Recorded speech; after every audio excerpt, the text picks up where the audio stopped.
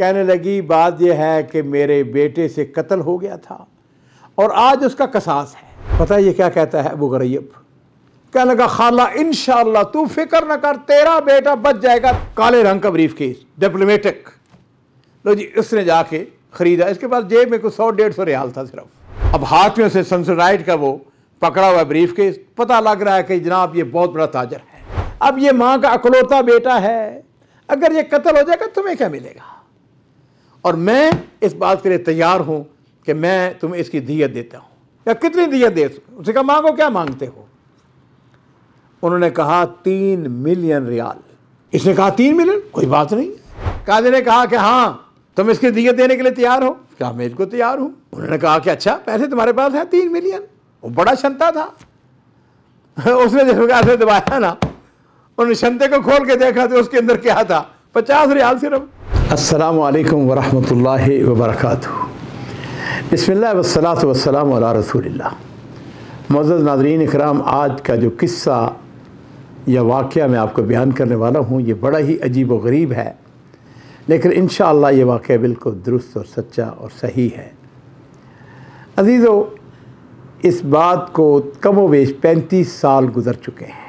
Taif के अंदर एक हॉस्पिटल है जिसका नाम है मुस्तशफ़ा शहार, और ये जो हॉस्पिटल है ये अमराज़ी दिमाग, पागल, दीवाने या जिनके ऊपर होता है ना बाज़ औक़ात नफ्सियाती मरीज़, उनके इलाज के लिए आज से 60 साल पहले बनाया गया था।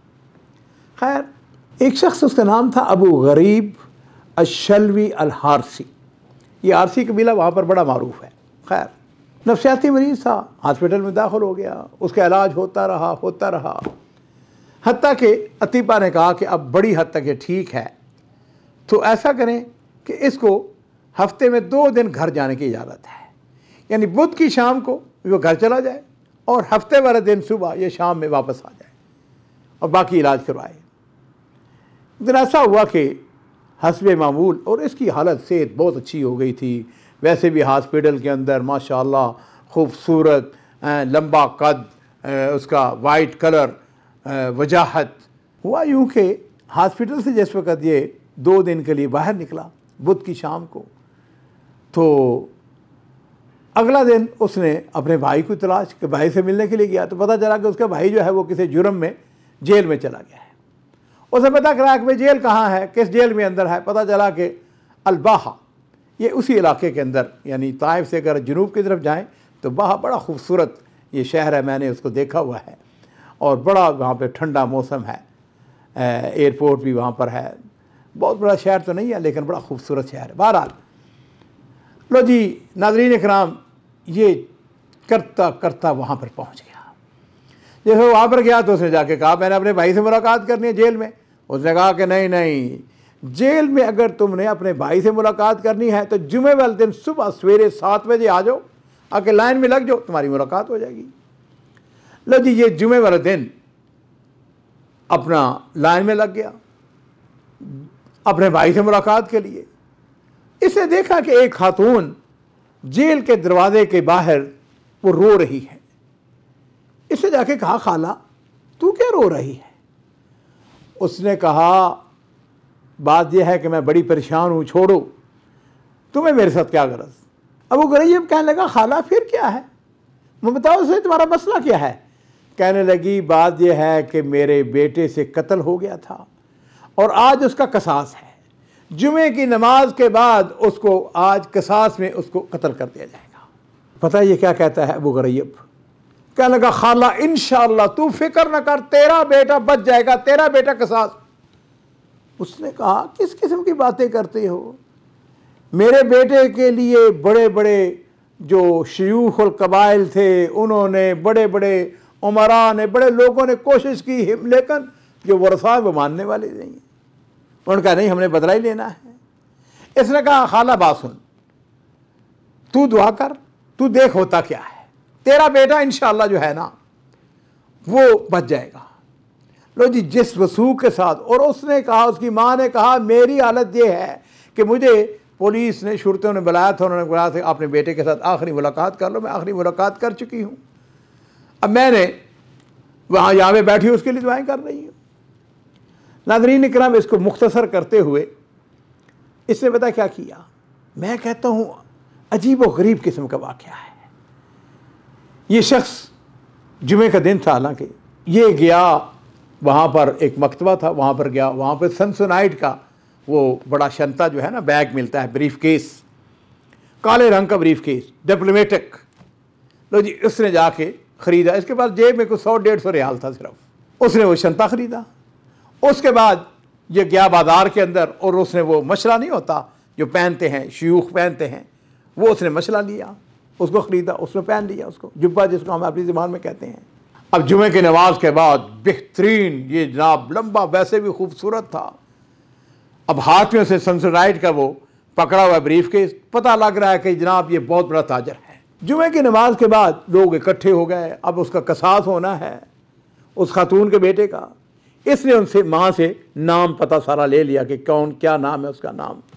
जिस वक़्त ये इस खूबसूरत लिबास के अंदर और सनसोनाइट का उसने वो ब्रीफ केस पकड़ा हुआ है, अंदर अपना पुलिस के पास गुजरा। उन्होंने कहा किधर जा रहे हो? उसने कहा मैंने जो बड़ा अफसर है उससे बात करनी है, उससे मुलाकात करनी है। लो जी, उन्होंने भी समझ लिया, कहने लगे कोई बड़ा ताजर आया है और जो कि हो सकता है इसकी दियत दे। यहाँ पे मैं इस बात को रुक के ये बात अर्ज़ करना चाहूँगा, किसी भी मुल्क के अंदर कोई पुलिस ये नहीं होती कि पुलिस चाहती है कि हर आदमी जो है वो कत्ल हो, वो भी चाहते हैं कि ऐसी सूरत बने। और ऐसा काम होता आया था कि ऐन वक़्त पे कोई ना कोई बड़ा ताजर आता, वो जो वरसा होते हैं उनको राज़ी करता, उनको पैसे देता, दियत देता और बात ख़त्म हो जाती। लो जी, ये चला गया उस अफसर के पास, बड़े अफसर के पास। उसने जाके पूछा, उसने कहा कौन हो तुम? उसने कहा मैं इसको छुड़वाने के लिए आया हूँ, जिसको आज तुमने ज़बह करना है, जो मैं कत्ल करना है, कसास है जिसका। उसने कहा मैं मुलाकात करना चाहता हूँ उसके वरसा से, वरसा जो मकतूल है उसके वरसा से मुलाकात। उसने कहा क्यों? उसने कहा मैं दियत देने के लिए तैयार हूँ।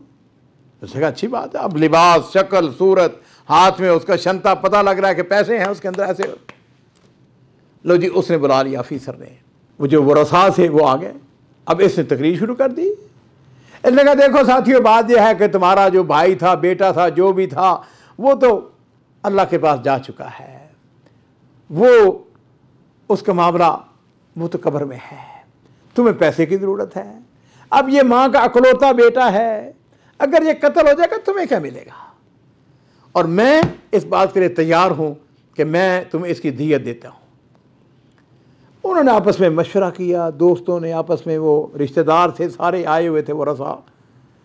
किसी ने कहा तुम दे सकते हो दियत? उसने कहा दे सकता हूँ। या कितनी दियत दे सकते? उसने कहा मांगो, क्या मांगते हो? उन्होंने कहा 3 मिलियन रियाल। और यह कब की बात है? ये अजीज़ो 90s की बात है, यानी आज से कम वेश मैंने अर्ज़ किया कि 35 साल, 34-35 साल के पहले की बात है।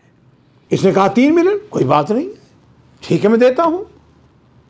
लो जी, अब उन्होंने बाहर आए और आके सारे लोग जो है इंतज़ार में हैं और उन्होंने आके ऐलान किया। उन्होंने कहा कि हमने लवजहिल्ला इसको माफ़ कर दिया है। नारा तकबीर बुलंद हुआ, लोगों ने खुशियाँ मनाई, एक दूसरे के साथ गले मिले, अल्हम्दुलिल्लाह। एक शख्स जो है उसकी गर्दन, वमन अहयाहा फकअन्नमा अहया अन्नासा जमीया, ये कोई छोटे सा मात्र नहीं है। लो जी नाज़रीन इकराम, मैं आपको ये बताना भी चाहूँगा और आपको ताज्जुब और खुशी भी होगी कि हर चंद के उस दिन महकमा जो गवर्नमेंट डिपार्टमेंट है, काजी छुट्टी होती है, लेकिन इस मसले के लिए इख्तिसास उस दिन अदालत, एक अदालत खुली होती है। लो जी, शुरते ने क्या किया, उन्होंने इसको अपने साथ गाड़ी में बिठाया, उसके जो वरसा थे वो भी पीछे पीछे। अब जिस वक्त ये पहुँचे हैं वहाँ पर काजी के सामने, काजी ने कहा कि हाँ तुम इसकी दियत देने के लिए तैयार हो? क्या मैं इसको तैयार हूँ। लो जी, उसने कहा कहाँ है पैसे? उसने ऐसे ऐसे किया। लो जी, जिस वक्त उन्होंने कहा कि अच्छा पैसे तुम्हारे पास है 3 मिलियन, वो बड़ा शंता था। उसने जिस वक्त ऐसे दबाया ना, उन्होंने शंते को खोल के देखा तो उसके अंदर क्या था? उसके अंदर कार्ड थे सिर्फ, वो कार्ड नहीं है नया अगर ख़रीदे 50 रियाल सिर्फ। तो वो जो काजी साहब उसने बड़े यानी ताज्जुब से, गुस्से से उसने कहा ये तुमने क्या किया है? कहाँ से आए हो तुम? कहाँ काम करते हो? उसने कहा कि मैं मुस्तशफा शहार के अंदर काम करता। और मुस्ता शहार जाकर अर्ज़ किया कि ये दीवानों के लिए, पागलों के लिए और जो नफ्सियाती अमराज के मरीज़ हैं उनके लिए बनाया गया। नाज़रीन कराम, कहानी का अख्ताम अभी नहीं हुआ। मैं इस मौके पर कहूँगा, अल्लाह ताला का निज़ाम एक निराला है जो मेरी और आपकी समझ से बालातर है। अल्लाह ताला कुरान पाक सूरह यासीन के अंदर फरमाते हैं, इन्नमा अमरुहु इज़ा अरादा शैअन अन यकूल लहू कुन फयकून फसुबहानल्लज़ी बियदिही मलकूतु कुल्लि शैइन व इलैहि तुरजऊन। अल्लाह ताला जब किसी काम का इरादा करते हैं ना तो फिर क्या कहते हैं, कुन फयकून, वो हो जाता है। बादशाही किसके पास है? बादशाही अल्लाह के पास है। नाज़रीन कराम, काजी ने इस मसले के लिए उसने जो वज़ीर दाखिला थे उस वक़्त, उनका नाम था नाइफ बिन अब्दुल अज़ीज़ आले सऊद रहमहुल्लाह ताला। बहुत अजीम शख्सियत थे, मेरी उनके साथ मुलाकातें हुई हैं कई। अपने वक़्त का अबकरी शख्सियत, वज़ीर दाखिला थे। उन तक ये मामला पहुँचा। उस वक़्त तक उसको, जो अबू गुरैब था ना, उसको काजी ने कहा इसको जेल में डाल दो। अगले दिन मामला उनके पास पहुँच गया। और मैं ये कहा करता हूँ, अल्लाह ताला आले सऊद को जज़ाए खैर अता फरमाए। कितने ज़बरदस्त लोग हैं। हुकूमतें ऐसे नहीं, कई सौ साल हो चुके हैं आले सऊद को हुकूमत करते हुए। कहने लगे ऐसा करो कि कन्फर्म करो कि वाक़ईतन ये शख्स मुस्तशफ़ा शहार से आया है, वहाँ के मरीज़ है, ये पता करवाया गया कि मरीज़ है। तो कहने लगे कि जबकि जो वरसा हैं उन्होंने दियत कबूल कर ली है, तो फिर बैतुल माल से इसकी दियत को अदा किया जाएगा और उनके हुक्म पर 3 मिलियन रियाल, जो आज के अगर हिसाब किया जाए तो अज़ाफ़न मुज़ाफ़ा बनता है, वो बैतुल माल से अदा कर दिया जाता है। और साथ ही उन्होंने कहा कि आइंदा से इसको जुमा की छुट्टी उस वक्त तक ना दी जाए जब तक ये सही मन में ये ठीक नहीं हो जाता। तो नाज़रीन इकराम, ये एक अक़रब मिनल ख़याल ये किस्सा और वाक़या मेरे पास आया, तो मैंने भी आपको उसको शेयर करें। आप बताएं आपके इसके बारे में क्या ख्याल है।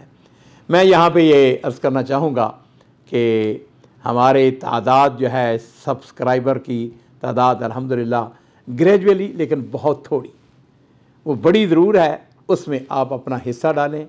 हमारा जो चैनल है, जिन्होंने अभी तक इसको सब्सक्राइब नहीं किया है, इसको प्लीज़ सब्सक्राइब करें और इसको शेयर करें, लोगों तक ये वाक़ात पहुँचाएँ और इस बात को जान लें। अजीज़ों, ये जो कायनात है ना, इसका निज़ाम ना मेरे हाथ में ना आपके हाथ में है। ये किसके हाथ में है? अल्लाह रब्बुल इज़्ज़त के हाथ में है। ज़िंदगी और मौत के फ़ैसले जो हैं वो आसमानों पे होते हैं।